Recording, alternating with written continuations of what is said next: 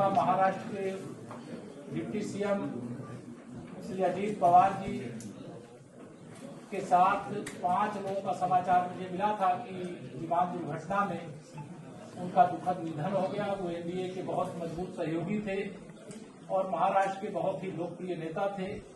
महाराष्ट्र ही नहीं बल्कि मैं कहूं कि पूरे देश में उनके निधन से एक शोक की लहर है, तो कोई गलत नहीं होगा। मैं उनके निधन पर शोक भी व्यक्त करता हूं, उन्हें विनम्र श्रद्धांजलि अर्पित करता हूं और उनके परिवारजनों को, उनके समर्थकों को और महाराष्ट्र वासियों को यह दुख सहने की भगवान शक्ति प्रदान करे, ऐसी प्रार्थना करते हुए आज की जो प्रेस है वह आज प्रदेश के सभी मुख्य विकास अधिकारियों की एक दिवसीय समीक्षा बैठक और कार्यशाला का आयोजन किया गया। इसका एक ही लक्ष्य है कि अभी हमारे समूह के साथ 1 करोड़ से अधिक दीदियां तो जुड़ी हुई हैं, लेकिन अब इस लक्ष्य को हम लोगों ने बड़ा किया है कि उत्तर प्रदेश चूंकि देश का सबसे बड़ा प्रदेश है, यहाँ 25 करोड़ की आबादी है और इस 25 करोड़ की आबादी में से 3 करोड़ जो हमारी गांव में गरीब परिवारों में महिलाएं हैं, उनको समूह की दीदी के रूप में जोड़ने का काम किया जाएगा। और हम लोगों ने लक्ष्य रखा था पहले कि हम उत्तर प्रदेश में 30 लाख लखपति दीदियां बनाएंगे।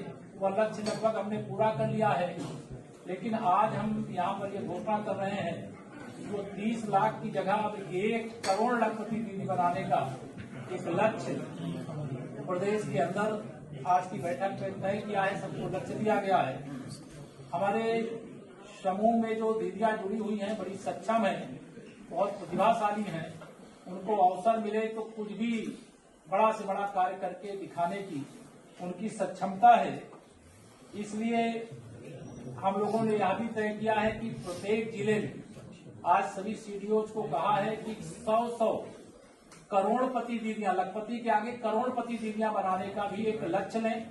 हमारे पास ऐसे उत्पाद हैं, ऐसे हमारे पास ब्रांड हैं, ऐसे हमारे पास रास्ते हैं जिसके आधार पर यह लक्ष्य भी पूरा किया जा सकता है। अभी हमारे यहाँ समूह की दीदियों के द्वारा प्रेरणा कैंटीन का संचालन किया जाता है, लेकिन आने वाले समय में यह प्रेरणा कैंटीन की आकार भी बढ़ाया जाएगा और वहां पे और भी प्रकार के कैंटीन के अलावा भी जो विकास भवन हो या जिला मुख्यालय हो, वहां किसी प्रकार के उत्पाद बिकने की सुविधा है तो उसको बेचने के लिए भी उनको प्लेटफॉर्म उपलब्ध कराया जाएगा। हमारे प्रदेश में 826 ब्लॉक है।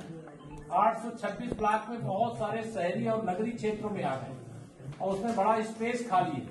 तो हम लोगों ने यह भी तय किया है कि हमारे जो ब्लॉक परिसर में स्पेस खाली है वहां पे स्टॉल ढंग के बनवा करके उनको दीदियों को उपलब्ध कराने, जिससे वहां व्यापार करके कारोबार करके उनकी आमदनी में बढ़ोतरी किया जा सके।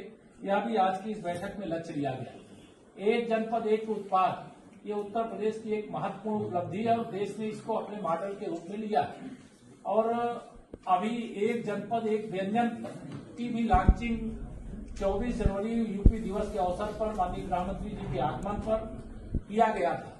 अब हम लोगों ने यह भी लक्ष्य दिया है कि प्रत्येक जनपद में, जैसे लखनऊ है उदाहरण के लिए, तो लखनऊ में 75 जनपद का उत्पाद, 75 जनपदों का व्यंजन अगर कोई खरीदना चाहे तो एक किसी प्लेटफॉर्म पर उपलब्ध हो। ऐसा हर जिले में ऐसी योजना बनाने के लिए और ऐसी कैंटीन बनाने के लिए, ऐसे शोरूम बनाने के लिए जहां पर ऐसे सामान उपलब्ध हो सके, यह भी आज यहाँ पर निर्देश दिया गया है।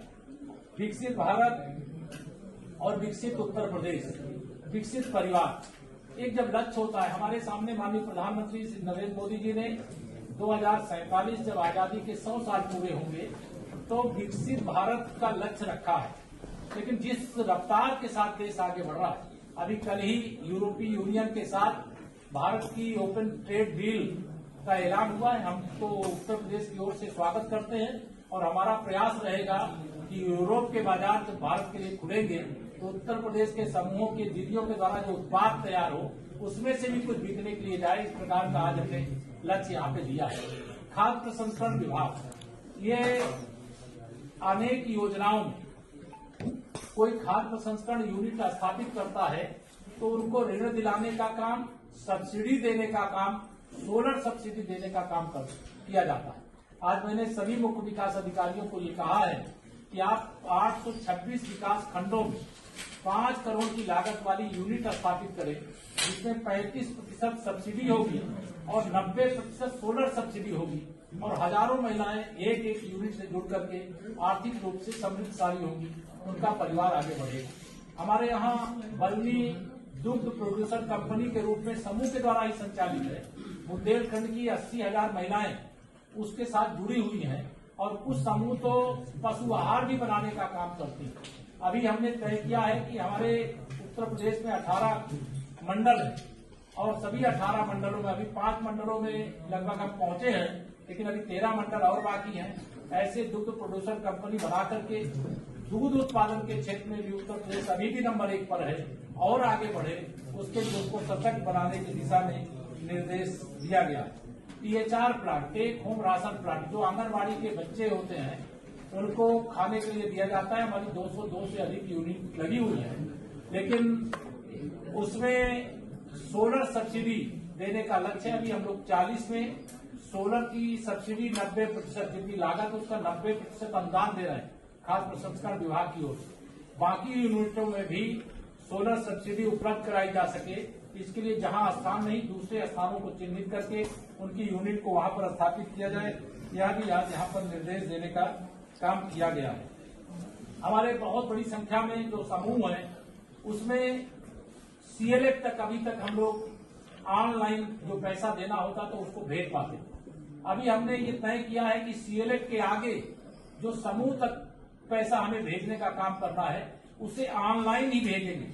माननीय प्रधानमंत्री जी का, माननीय मुख्यमंत्री जी का एक ही लक्ष्य है कि जितना पैसा जिसके लिए चाहे दिल्ली से, चाहे लखनऊ से, चाहे किसी अन्य जिले से भेजा जाए, पूरा का पूरा पैसा उसके खाते में पहुंचना चाहिए। इस लक्ष्य को भी SRM प्राप्त करेगा। आज के दिन यह भी हम लोगों ने किया है। ई-रिक्शा, बहुत सारी हमारी समूह की दीदियां ई-रिक्शा, कमर्शियल वाहन भी, पैसेंजर वाले ई-रिक्शा भी, ये दोनों को चला करके परिवार का पालन पोषण कर रहे हैं, लेकिन उनकी चार्जिंग की समस्या होती, तो उसके लिए भी हमने कहा है चार्जिंग का भी उपयुक्त प्रबंध करने का काम किया जाए। विधायक निधि, क्योंकि सारे CDO की ही देखरेख में जो विधायक निधि होती है उसके पैसे खर्च होते हैं, तो 45 दिन के अंदर ये आज निर्देश दिया गया है कि आप CDO कार्यालय से, PD कार्यालय से वह किसी भी हालत में उसकी स्वीकृति मिल जाए, जिससे काम को समय से शुरू कराने का काम किया जा सके। दिशा की जो हमारी बैठक सांसद की अगुवाई में देश के विकास योजनाओं की समीक्षा होती है, और प्रदेश की जो दिशा कमेटी बनी है उसकी जो प्रदेश की योजना है उसकी समीक्षा होती है। हर 3 महीने में उसकी बैठक करने का निर्देश दिया गया है। कुछ जिलों में अभी तक नहीं किए थे, तो उसके लिए भी कड़ाई से कहा गया है कि नियमित रूप से एक कैलेंडर बनाएं और उस कैलेंडर के अनुसार उस दिशा की बैठकें संपन्न कराएं। ग्राम चौपाल, प्रत्येक शुक्रवार को प्रत्येक विकासखंड के 2 ग्राम सभाओं जो शासनादेश है, गांव की सभी समस्याओं का और चौपाल के अंदर समाधान या लक्ष्य निर्धारित करके यह तय किया गया था, और उसके क्रम में उसके भी कैलेंडर आज 28 तारीख को हम सब लोग यहाँ बैठे हैं। हमने कहा 1 फरवरी को सारे जो वहाँ के जनप्रतिनिधि हैं, जो वहाँ के गांव हैं, उनका निर्धारण करके वह भी कैलेंडर ग्राम चौपाल का उपलब्ध करा दिया जाए। जो हमारे इंक्यूबेशन सेंटर अभी हम लोग प्रदेश में कुछ स्थानों पर ऐसे बना रहे, उससे भी समूह को सौंपने जा रहे हैं, जहां ब्रांडिंग का काम होगा, जहां